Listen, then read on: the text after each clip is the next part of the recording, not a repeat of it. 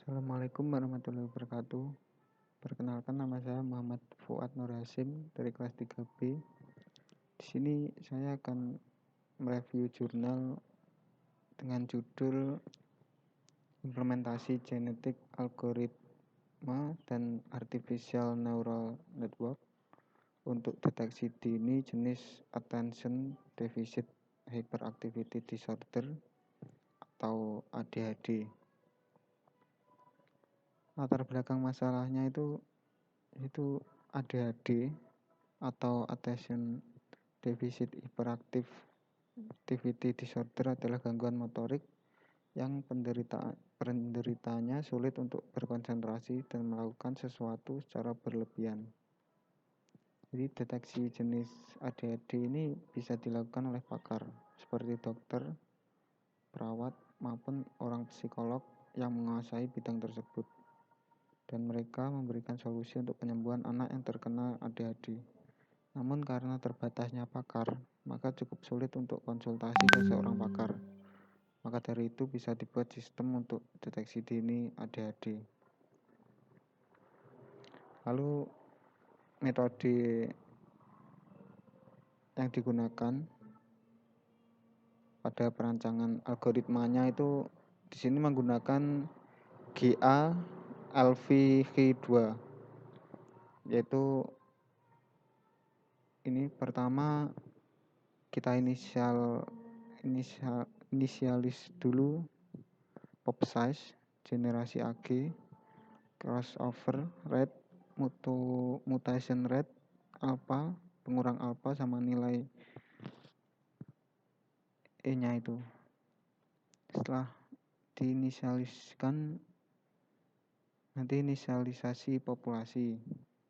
Setelah itu reproduksi crossover, lalu ke reproduksi mutation, setelah itu ke evaluasi, setelah itu diseleksi. Jika sudah, nanti akan terbentuk individu terpilihnya.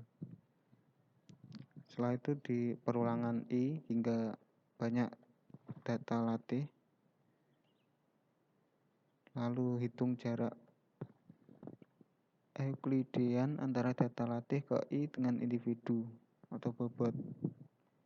Setelah itu urutkan hasil hitung jarak Euclideannya secara ascending. Setelah itu cek kondisi update. Jika iya, perbarui nilai bobot. Jika tidak, nanti langsung ke perulangannya I ini. Perulangan sebanyak datanya itu. Jika sudah, nanti ke perbarui nilai alpha. Setelah perbarui nilai alpha, nanti akan ngecek parameternya itu terpenuhi atau belum. Jika tidak, nanti kembali ke reproduksi crossover. Jika ya, nanti akan mencetak bobot terbaiknya. Setelah itu selesai. Selanjutnya di implementasinya, itu pertama pengujian ukuran populasi. Itu bertujuan untuk mengetahui ukuran populasi yang dapat menghasilkan solusi optimal. Itu grafiknya ini. Di grafik ini didapatkan ukuran populasi 10. Ini yang memiliki nilai rata-rata witness-nya ini paling tinggi dibandingkan dengan ukuran populasi lainnya. Setelah itu di pengujian banyak generasi, itu digunakan untuk mengetahui banyak generasi yang dapat menghasilkan solusi optimal pada penelitian ini. Ini hasil grafiknya. Di grafik ini bisa dilihat yaitu yang generasi 40 memiliki rata-rata nilai witness tertinggi. Itu sebesar 93,75%. Sedangkan yang 50 ini yang paling sedikit atau rendah, itu 92,5. Setelah itu di pengujian kombinasi CR dan MR, ini grafiknya bisa dilihat yaitu Yang tertinggi itu yang 9 dan yang terendah itu 2. Jadi bisa disimpulkan kombinasi CR dan MR dengan nilai 0,9 dan 0,1 itu memiliki nilai rata-rata witness yang tertinggi.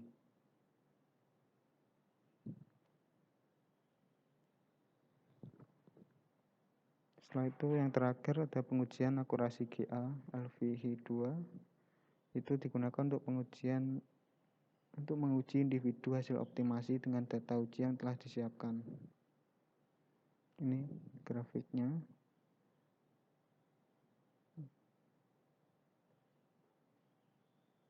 Dan ini yang tertinggi itu 89,5%.